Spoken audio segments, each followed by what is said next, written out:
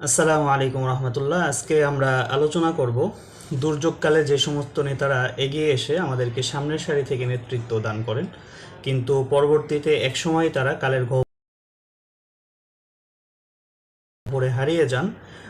এমন সব নেতাদের শুরুর জীবনটা এবং পরবর্তীতে তাদের কি পরিণতি হয় সেই সময়টা নিয়ে আমরা ইমরান রেহান হাফিজাউল্লাহর একটা লেখাকে আপনাদেরকে শোনাবো। দুর্যোগকালে যারা জাতির ত্রাণকর্তা হয়ে ওঠেন সেই নেতাদের স্ট্র্যাটেজি হলো সচেতন না থাকলে নিজের অজান্তেই তারা পতনের পথে পা বাড়ান, এমনকি বদলে যায় তাদের মানসিক অবস্থাও। ইতিহাস বলে এই পরিবর্তন প্রায় অনিবার্য। শুরুটা কখন হয়? শুরুটা হয় যখন নেতা মনে করতে থাকেন সব কিছুই তার নিজের প্রাপ্য। তিনি ভাবেন সব কিছু আমিই করেছি, তাই আমার কথা মানতেই হবে। বিজয় আমার হাত ধরে এসেছে, সাফল্যের কৃতিত্বও আমার।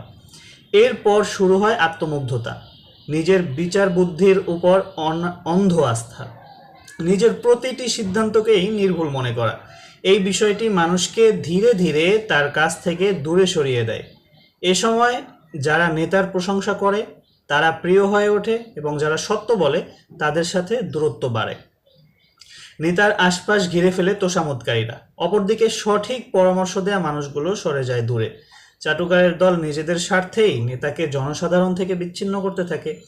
এক সময় নেতা বাস্তবতা ও নিজের তৈরি কল্প জগতের মধ্যে পার্থক্য করার ক্ষমতাও হারিয়ে ফেলেন। ইতিমধ্যে আসে আর এক বিপদ, সন্দেহ ও অবিশ্বাস।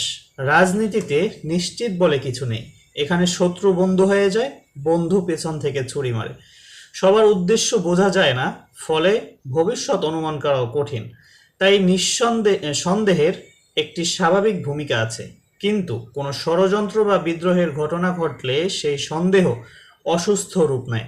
নেতা সবাইকে সন্দেহ করতে থাকেন, ফলে আত্মমর্যাদা সম্পন্ন মানুষরা সরে যায়, সুবিধাবাদীরা আরও কাছে আসে। রাজনীতি অনিশ্চয়তার খেলা। গোয়েন্দা তথ্য, নিরাপত্তা প্রতিবেদন কিংবা কৌশলগত বিশ্লেষণ কোনোটিই চূড়ান্ত জ্ঞান দেয় না। ফলে অনেক নেতা জাদুকর, গণক ও জ্যোতিষীদের দ্বারস্থ হন। নেপোলিয়ন জ্যোতিষীদের পরামর্শ মেনে রাশিয়া অভিযান শুরু করেছিলেন বলে প্রচলিত আছে। তারা বলেছিল জুন মাসে গ্রহ নক্ষত্রের অবস্থান অনুকূল থাকবে। নেপোলিয়ন অভিযান পিছিয়ে দিলেন, কিন্তু বুঝতে পারেননি এর অর্থ হলো প্রত্যাবর্তনের সময় পড়বে রুশ শীতের মধ্যে। ফলাফল হলো ভয়াবহ। 5 লক্ষ সৈন্যের অধিকাংশই ঠান্ডা ও রুশ আক্রমণে মারা যায়। রাসপুতিনের কাহিনী আরও নাটকীয়।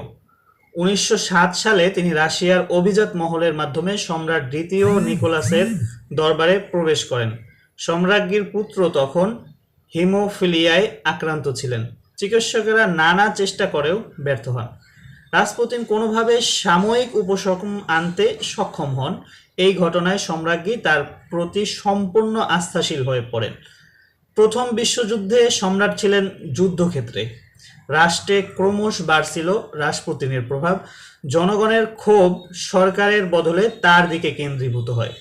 তিনি জনমনে এক অশুভ প্রতীকে পরিণত হন। শেষ পর্যন্ত অভিযাত্রাই তাকে হত্যা করে। রাসপুতিনের উত্থান ও পতন জারতন্ত্রের প্রতি জনগণের আস্থা আরও দুর্বল করে দেয় এবং সাম্রাজ্যের পতনকে ত্বরান্বিত করে।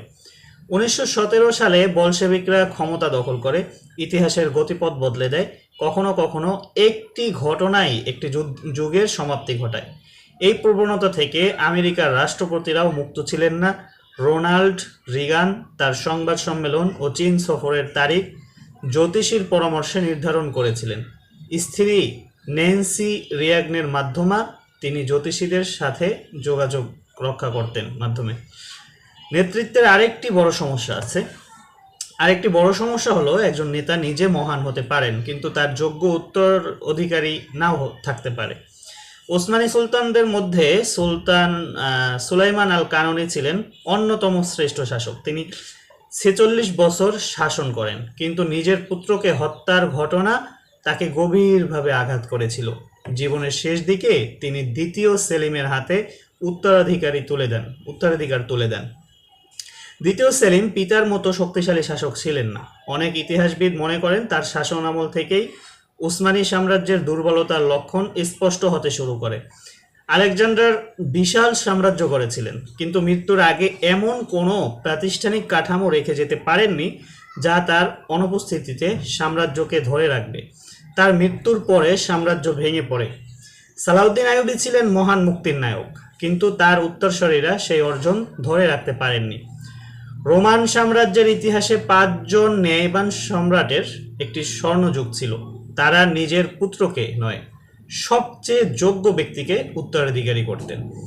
এই ধারার শেষ সম্রাট ছিলেন মার্কাস অরেলিয়াস, একজন স্টোয়িক দার্শনিক।